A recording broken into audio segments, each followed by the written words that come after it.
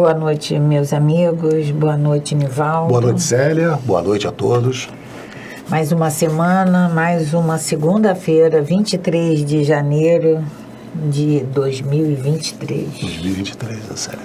23 de janeiro. Já estamos aí. Há 3 dias atrás, comemoramos o padroeiro da cidade do Rio de Janeiro. Nossa cidade do Rio de Janeiro, São Sebastião, né? O nosso padroeiro é uma fé muito enraigada, né? Muito forte. É verdade. Em relação a esse santo.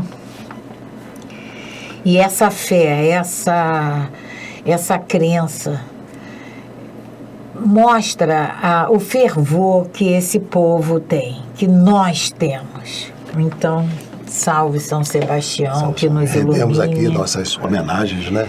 Que nos atrasadas, mas da cidade do Rio de Janeiro, São Sebastião, né? Que ele estenda a sua proteção sobre o nosso estado, trazendo a paz e a tranquilidade que nós tanto desejamos. Precisamos, né? Precisamos, nesses momentos tão turbulentos que estamos vivendo, né? Verdade, precisamos entender que somos uma nação única. Única, com certeza. E que temos que ter o mesmo objetivo. O mesmo objetivo. Independente de qualquer coisa. O nosso objetivo tem que ser o mesmo. O nosso bem-estar, o nosso progresso. O nosso bem-estar não é um bem-estar individual, mas coletivo. Que a gente tenha sempre isso em mente, né, Célia? Então, essa necessidade da coletividade. Se a gente pode aqui pedir ainda alguma coisa, São Sebastião, estenda a sua luz sobre todos nós. Perfeito. Então, para dar início ao nosso programa, vamos realizar a nossa prece, agradecendo, Pai, mais uma vez, por persistirmos nessa nossa procura de nos melhorarmos moral e intelectualmente. Agradecendo, Pai, por essa vontade que já expressamos de entendermos que o nosso Mestre Jesus é o caminho, é a verdade, é a vida. Demoramos tanto, Pai. Quantas vezes já estivemos com essa codificação em nossas mãos, com esses ensinamentos em nossas mãos, e por uma questão de conveniência, de comodismo, relegamos, ignoramos. E agora, Pai, te pedimos a tua luz, o teu calor, para que possamos semear novas sementes, que nos deem bons frutos, que nos proporcionem, Pai, um equilíbrio, uma harmonia, um bem-estar maior. Que a tua luz, que a mão do nosso Mestre Jesus esteja a nos guiar sempre. Graças a Deus. Graças a Deus. E vamos à nossa reflexão da noite, né, Célia? A reflexão da noite, que vai ser mostrada para vocês e que vocês terão a oportunidade de ler conosco. Então, essa reflexão diz que ninguém é melhor que ninguém, simplesmente pelas coisas que tem. Pois tudo o que temos se perde na partida. Porém, tudo o que somos permanece na despedida. Então, muitas das vezes, a gente qualifica o outro pela posição que ele ocupa, né? Pela roupa que ele veste, pelo carro que ele dirige. E isso tudo, nenhuma importância, nenhuma distinção faz entre um e outro. Essa partida Quando na nossa reflexão fala em partida, é o nosso retorno ao mundo espiritual. E o meu carro, a minha roupa, eu levo? Nada disso nós levamos. Não levo. E a gente costuma sempre dizer, né, Célia, não vimos em nenhum cortejo caminhão de mudança. Não. Então a gente deixa tudo de material, nós deixamos. Não levamos absolutamente nada, mas levamos tudo do que compõe o nosso espírito, o nosso coração, a nossa alma. Então que a gente cultive mais exatamente, né, Célia, esses dons, essas virtudes que a gente possa levar conosco quando tivermos que chegar a hora da nossa partida. Essa né? partida. Ao mesmo tempo, na reflexão diz, tudo o que somos permanece na despedida. É a saudade, Perfeito. são as lembranças, são os sorrisos, são os abraços. Isso fica. Retido nas nossas emoções, no nosso espírito, não sei. Isso fica. Então, quando diz ninguém é melhor do que ninguém, nós poderíamos acrescentar que também ninguém é pior do que ninguém, porque todos nós podemos. Somos iguais. Tá. As ferramentas nos são distribuídas pelo nosso Pai igualmente. Nós é que fazemos uso diferenciado dessas ferramentas.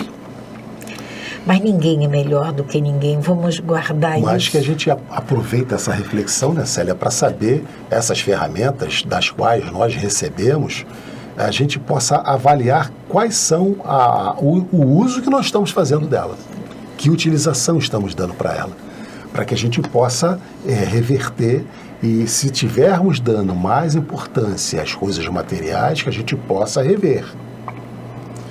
Porque não vamos levar nada disso quando aqui deixarmos esse corpo espiritual e realizarmos essa nossa grande viagem de volta ao mundo dos espíritos.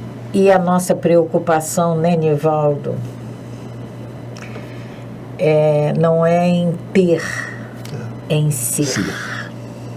Nós temos que ter esse foco. Não é no que eu tenho, é no que eu sou. E nós vivemos época, né, Célia, em que está se priorizando muito o ter. O ter. Né? Que a gente possa reflexionar com relação a isso. Graças a Deus. Graças a Deus. Mas vamos dar continuidade ao nosso estudo, que é o nosso objetivo primordial, principal, transformador. Nós estamos no capítulo 11, estamos falando sobre os 3 reinos, estamos ainda falando sobre os animais e o homem. Estamos no programa 135, na questão 606. E Allan Kardec pergunta aos espíritos: de onde retiram os animais o princípio inteligente que constitui a espécie particular de alma de que eles são dotados? Ou seja, do que é composto essa espécie particular de alma dos animais? E eles nos respondem: do elemento inteligente universal. Muito lá atrás, né, Célia, nós já estudamos aqui que o universo é composto de 3 elementos. Isso. Matéria, espírito e o fluido universal. E é daí que eles também retiram a nossa matéria e a matéria dos animais, ou dos minerais, das plantas, todas são retiradas desses 3 componentes que compõem o universo: matéria, o fluido universal e matéria, fluido universal e o espírito, né? Hoje nós não temos condições, como foi falado no estudo passado, entender, né, a gente não tem condições de entender. Mas esse fluido universal, esse elemento inteligente universal, é onde todos nós estamos envolvidos. Tudo se origina daí. Tudo emana elemento da universal. mesma forma, a gente ainda não tem como entender, mas a matéria é única. É única. Então, todas as espécies, tipos de matéria que nós conhecemos, elas procedem de uma única. Isso a gente ainda não tem, como a Célia disse, condições de entendermos hoje. Por exemplo, veja por que nós não temos. O que é essa mesa que está aqui? Madeira. É do fluido cósmico universal, a formação dela é condensado. Aí, mas condensado como? Não sei, não sabemos ainda. Precisamos parar, nos debruçar e estudarmos. Mas tudo emana daí. Matéria única. Então, o que compõe a espécie particular da alma dos animais procede do elemento inteligente universal. Essa questão tem um desdobramento, o item A. A inteligência do homem e a dos animais emanam, portanto, de um princípio único? A gente já poderia responder, já falamos nesses 3 elementos universais. Então, se a inteligência do homem e a dos animais emanam, portanto, de um princípio único, eles respondem sem dúvida alguma. Mas no homem, ele recebeu uma elaboração que o eleva acima daquele que anima o animal. Então, é uma modificação da matéria. Uma modificação mas o princípio é o mesmo.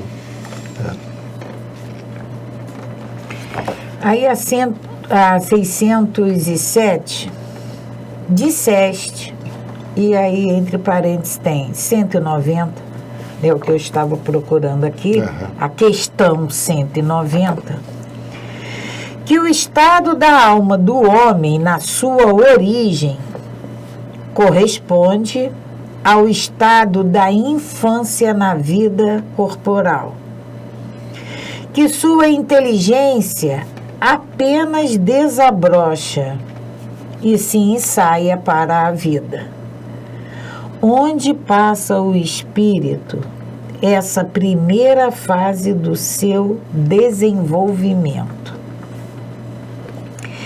Aí na questão 190, a pergunta de Kardec é a seguinte: qual o estado da alma na sua primeira reencarnação? E a espiritualidade responde: o da infância na vida corporal. Então, o nosso espírito, na nossa primeira reencarnação, era a correlação que a espiritualidade faz com a nossa vida infantil, na nossa infância. O da infância na vida corporal, a inteligência, então, apenas desabrocha. A alma se ensaia para a vida. É tudo um aprendizado. Uma sequência, né, Célia? Nosso Pai, a gente frisa sempre que tudo que Ele faz é perfeito, que tudo que Ele nos concede com misericórdia. E Ele não iria pegar um ser formado inteiro e jogar nesse mundo. Então, em tudo há um preparo, em tudo há um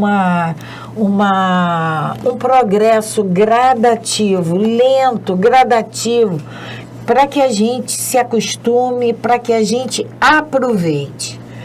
Então, voltando à questão,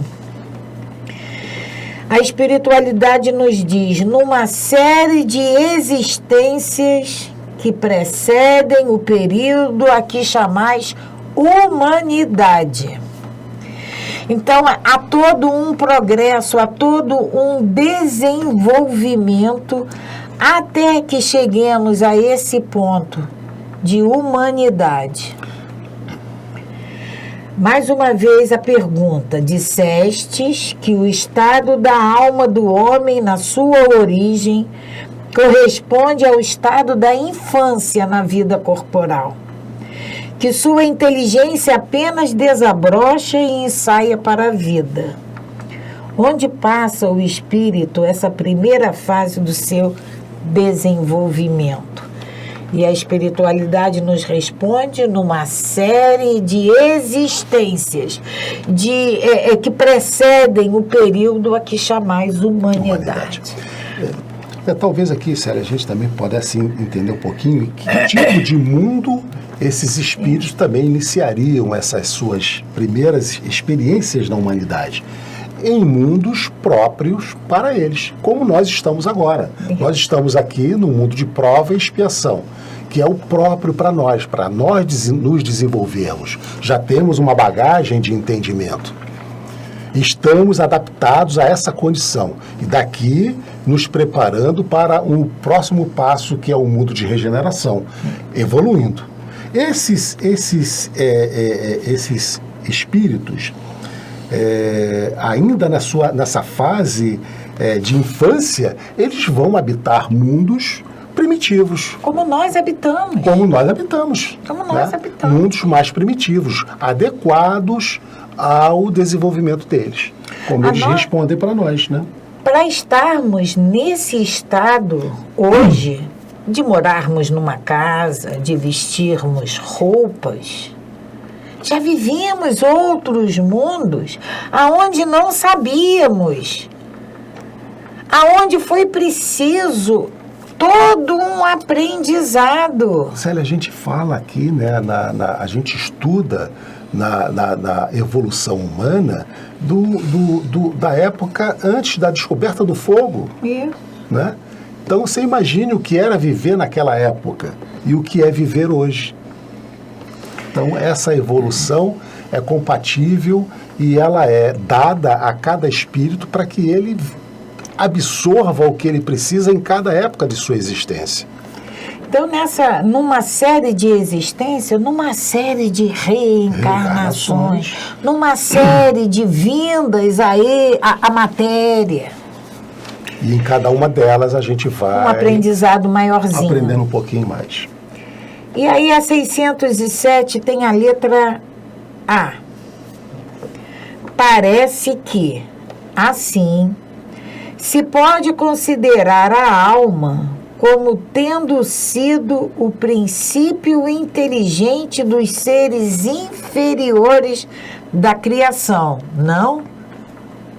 É o que Kardec pergunta. Então, parece que assim se pode considerar a alma como tendo sido o princípio inteligente dos seres inferiores da criação. Quais são... Kardec está querendo saber dessa evolução. Né? E quais são esses seres inferiores da criação? Desde aquele elemento mais simples, criado pelo nosso Pai, que vem passando por essa evolução até chegar ao hominal. E como na questão anterior, o período a que chamamos de humanidade.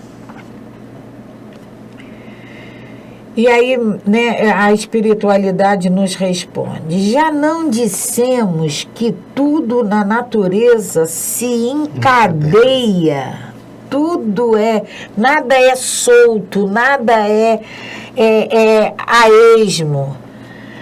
Já não dissemos que tudo na natureza se encadeia e tende para a unidade nesses seres, cuja totalidade estás longe de conhecer, é que o princípio inteligente se elabora, se individualiza pouco a pouco e se ensaia para a vida, conforme acabamos de dizer.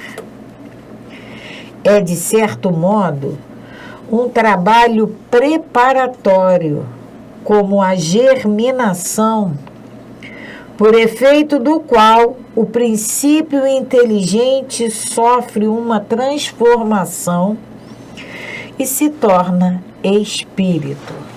Então, isso é importante, né, Célia? Ele está dizendo para nós essa evolução, né? Desse princípio inteligente se transformando num espírito. Quando nós estudamos lá atrás, Nivaldo, o mineral, Vegetal, o vegetal, o animal, e o hominal. O hominal, né? Uhum.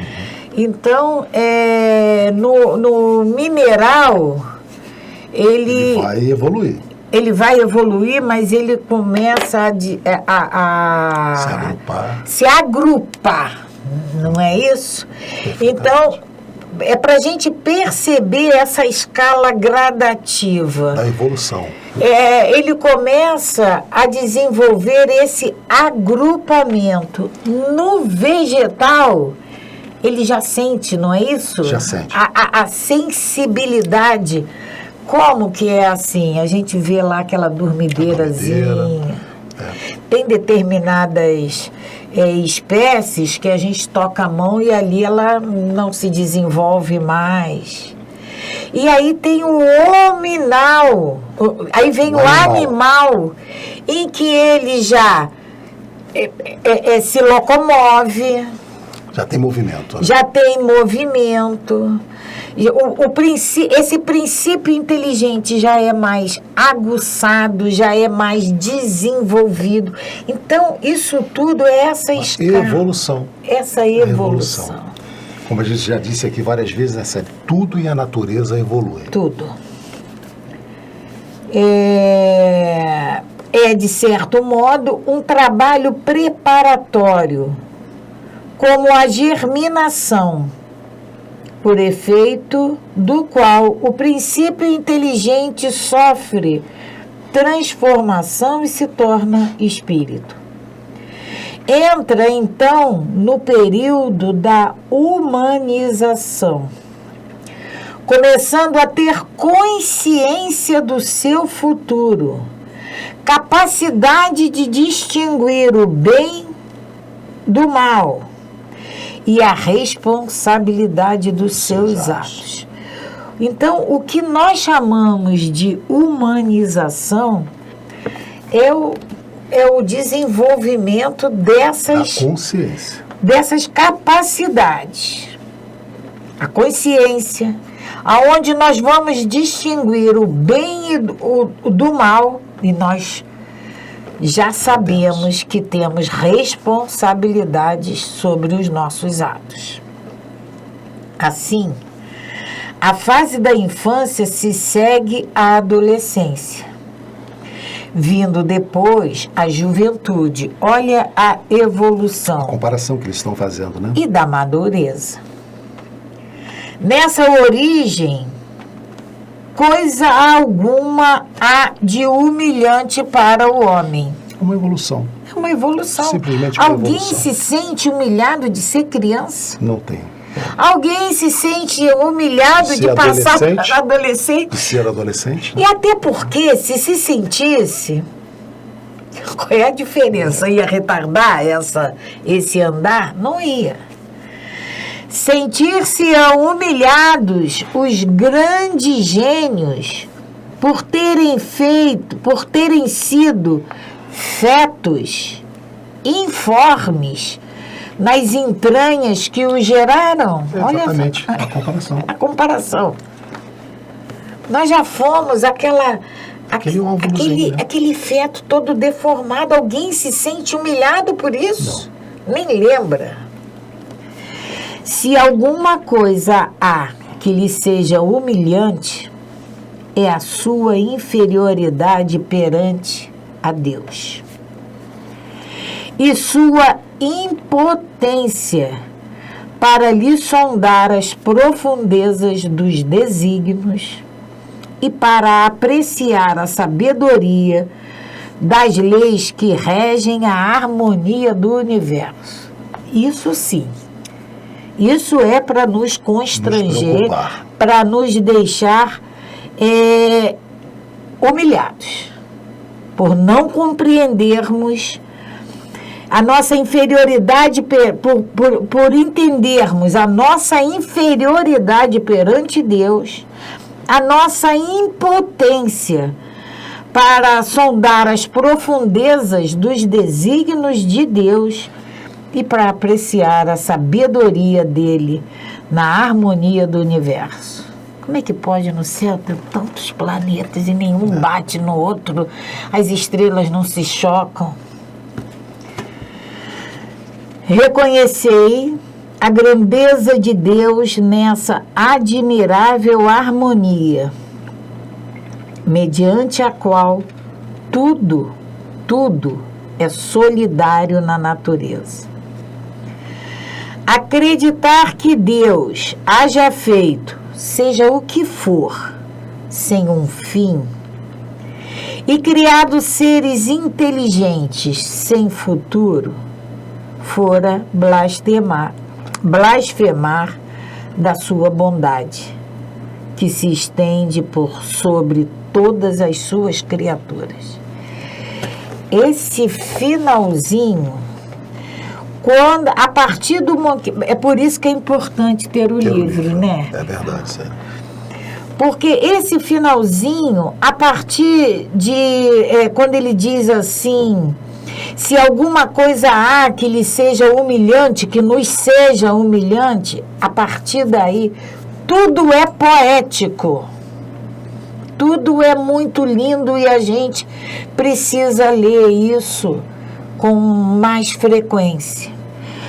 Acreditar que Deus haja feito, seja o que for, sem um fim. Isso aí é blasfemar. Tudo o que Deus criou tem um fim e esse fim é útil.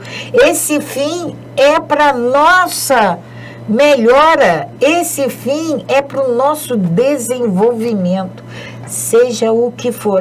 Porque a gente, Nivaldo, a gente fala assim, não cai uma folha de uma árvore que não seja... Que Deus não tenha permitido. Por Deus. Aí quando ele faz alguma coisa que não era aquilo que a gente... Nós gostaríamos, né? Planejamos, ou queríamos, ou idealizamos, aí a gente... Mas é por isso que a gente tem que ler isso sempre. Essa reflexão, né, Célia, é muito importante. Porque... Resumindo o que você leu aí, né? Acreditar que Deus tivesse podido fazer alguma coisa sem objetivo e criar seres inteligentes sem futuro seria blasfemar. É a gente entender que tudo que Deus faz é bom e é justo. E se nós estivermos passando por alguma necessidade, por alguma fase que a gente não consiga entender ainda, é porque nós estamos vivendo uma fase de nossa vida ainda infantil, de infância. Porque um dia nós vamos conseguir compreender exatamente os reais motivos pelo que estamos passando exatamente nesse momento. E a bondade de Deus, a bondade do nosso Pai, ela se estende sobre todas as suas criaturas. Sobre o universo, né, Célia? Animadas ou inanimadas. O universo. A bondade dele se estende. E a gente esquece disso. Quando nossos interesses, quando nossas vontades não são atendidas, a gente esquece disso. Aí a 607 tem a letra B. Letra B. 607 tem a letra B. Esse período da humanização principia na Terra. Vamos lembrar lá da humanização, a consciência, distinguir o bem e o mal e assumir as suas responsabilidades sobre seus atos. E essa humanização, o que Kardec está dizendo, Célia, essa passagem, né, do animal para o hominal, essa humanização, começa aqui na Terra, Começa aqui? É o que aqui ele no tá nosso perguntando. planeta. É aqui no nosso planeta. O início dela é Isso aqui? importante, né? Isso foi há 167 anos atrás. Nós não tínhamos os conhecimentos, os recursos Que temos que hoje. temos hoje, do conhecimento espacial. Então, Kardec ainda estava querendo saber se só existe vida na nossa Terra. E aí a espiritualidade nos responde: a Terra não é o ponto de partida da primeira encarnação humana. Então, ele já deixa claro que existem outros planetas com civilizações. Aí como a gente se pega com bobagem, como a gente se pega querendo alimentar, não é discussão, não. Coisas que não vai nos levar a lugar nenhum, a gente fica assim, mas qual foi a minha primeira? Onde foi que eu encarnei pela primeira vez? Quero saber. Não interessa. O interessa é o que eu estou fazendo hoje. A Terra não é o ponto de partida da primeira encarnação humana. O período da humanização começa geralmente em mundos ainda inferiores à Terra. Isso, entretanto, não constitui regra absoluta, pois pode suceder que um espírito, desde o seu início humano, esteja apto a viver na Terra. Não é frequente o caso. Constitui antes uma exceção. Mas é possível. Mas é possível. Mas não é isso. Não é isso Que está em questão. que vai nos fazer evoluir ou não evoluir, ficar estacionado. O importante é só para a gente saber que não foi aqui que começou a nossa humanização. Que nós já vivemos em mundos mais inferiores do que a Terra. Isso é que é importante a gente saber. Só Por para agora, saber. Né? Só para saber. Tem? Há quanto tempo, aonde foi, como foi. O importante é que hoje nós estamos nessa condição e que a gente precisa trabalhar para que a gente possa evoluir, habitar mundos mais evoluídos, mais que a Terra. E a 608. E nós vamos dando continuidade à questão 608.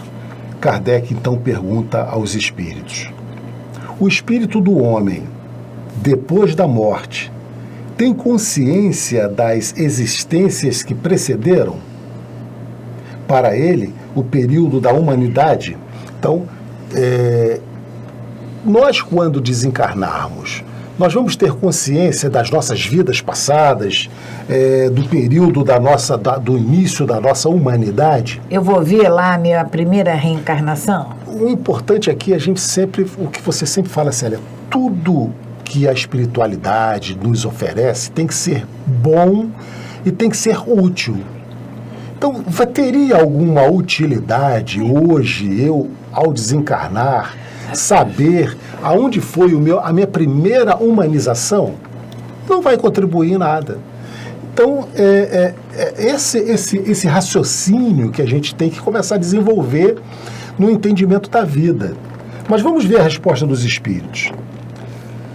Não, pois não é senão deste período que começa para ele a sua vida de espírito e é até uma dificuldade que se lembra de suas primeiras existências como homem.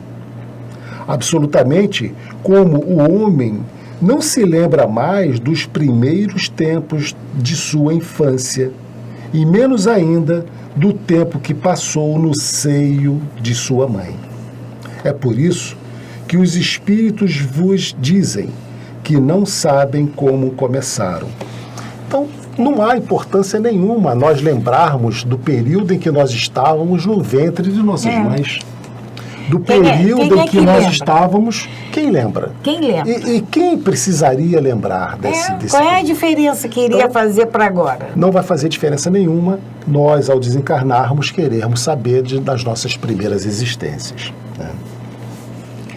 E aí a 609. Uma vez no período da humanidade, conserva o espírito traços do que era precedentemente, quer dizer, do estado em que se achava no período a que se poderia chamar anti-humano. A gente sabe que tudo é gradativo, que o progresso ele é lento, mas sempre para frente. E eles nos respondem, conforme a distância que medei entre os dois períodos e o progresso realizado. Então, vai depender da distância que está separando esses períodos anti-humano e já humanizado. E do progresso realizado. Vamos continuar com a resposta da espiritualidade. Durante algumas gerações, pode ele conservar vestígios mais ou menos pronunciados do seu estado primitivo, porquanto nada se opera na natureza por brusca transição. Há sempre anéis que ligam as extremidades da cadeia dos seres e dos acontecimentos. Aqueles vestígios primitivos, porém, se apagam com o desenvolvimento do livre-arbítrio. Os primeiros progressos só muito lentamente se efetuam, porque ainda não têm a secundá-los à vontade. Vão em progressão mais rápida à medida que o espírito adquire mais perfeita consciência de si mesmo. Então, aqui, o que a gente precisa guardar, o que a gente precisa saber? A natureza não dá salto. A gente escuta falar isso toda hora. A natureza não dá salto. Tudo é progresso, lento, gradativo, sim, mas sempre para frente. É o que a gente sempre comenta aqui, né, Célia? Não, do homem ao desencarne, não vai haver nenhuma transformação desse espírito, não se transformará num anjo. Ele será exatamente reflexo desse homem que viveu, e nas próximas encarnações ele também trará traços dos seus últimos entendimentos, compreensões, das suas vivências. São então, anéis. A natureza não dá saltos. Então, é claro que esse espírito recém-humanizado, ele vai gradativamente trazer ainda traços das suas últimas encarnações, até que ele vai se desenvolver mais rápido ou não, dependendo da sua vontade, em primeiro lugar, do seu livre-arbítrio.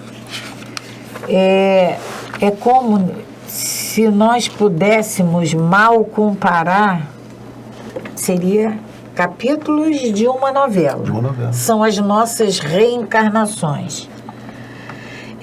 Elas estão ligadas por anéis. Pode muitas das vezes não estar somente ligada à minha última reencarnação. Mas essa última está ligada a alguma outra, que alguma outra, que alguma outra. São esses elos que nós nos afastamos. Então, tudo é sequência.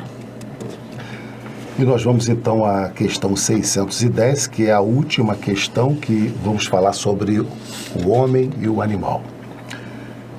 E Kardec então pergunta: então, os espíritos que disseram que o homem é um ser à parte, na ordem da criação, enganaram-se? Porque Kardec está questionando se o espírito do homem é um ser à parte. Porque nessa última questão, eles deixaram muito claro essa evolução do animal para a humanização. Do animal para a humanização. Até porque, Nivaldo, lá no início do capítulo, o hominal era a quarta. Porque os 3 reinos eram... O mineral, o vegetal, o animal e o hominal. Né? Então, esse homem, o hominal, seria esse ser à parte então, da eles criação. perguntam, né? Então, os espíritos que disseram que o homem é um ser à parte, na ordem da criação, enganaram-se? E eles respondem, não. Mas a questão não tinha sido desenvolvida. E, aliás, coisas que não podem vir senão a seu tempo. O homem é, com efeito, um ser à parte, pois possui faculdades que o distinguem de todos os outros e tem um outro destino. A espécie humana é a que Deus escolheu para a encarnação dos seres que podem conhecê-lo. Então, eles dizem que o ser humano é um ser à parte. Mas ele não disse que, com isso, eles não quiseram dizer que é um ser de criação à parte. Porque tudo em a natureza evolui. Mas quando esse homem chega a essa condição de hominal, ele é um ser à parte. Por quê? Porque ele vai ter a condição de conhecê-lo, conhecer a Deus. E a espiritualidade ainda nos alerta sobre que há coisas que só a seu tempo podem ser esclarecidas. Mas eles vêm falando sempre isso, né, Célia? Nós não temos ainda condições de entender, a nossa linguagem ainda não é compatível com muitas das coisas que eles poderiam nos dizer. Nós não temos ainda maturidade para esse entendimento completo de tudo da vida. Mas teremos. Mas teremos. E se nós levarmos em consideração que o homem se distingue de todos os outros animais, tem outro destino, e só ele pode conhecer a Deus, ele é um ser à parte da criação. É nesse sentido que ele diz que é um ser à parte. Não que tenha sido criado à parte. E aí a gente vai entrar na mentepsicose. Na próxima semana entraremos na mentepsicose. E é um outro item muito interessante, só para aguçar a vontade de vocês. É porque tem algumas religiões, né, tem algumas crenças, doutrinas, que acham que o homem, o ser hominal hoje, pode reencarnar no reino animal. Retroceder encarnando em um animal. Essa é isso que nós vamos estudar a teoria da mentepsicose. Então, mas fica irmãos, para a semana que vem. Vamos ficar para a próxima semana. Então, mais uma vez, obrigado pela presença de vocês, pela colaboração de vocês com o nosso trabalho, com o nosso estudo, sempre desejando que a gente tenha uma semana excelente e que possamos trazer para nossas vidas esses entendimentos. As nossas vidas no dia a dia, dos nossos irmãos de caminhada e trazendo isso para os nossos questionamentos, esclarecendo os nossos questionamentos. Então, que Jesus nos abençoe, que nos proteja sempre, que Maria Santíssima esteja sempre à nossa frente, permitindo que estejamos sempre com os nossos olhos abertos, vidrados nessa evolução. Que assim seja, graças a Deus. Graças a Deus. Paz e bem, paz e luz. Paz, muita paz.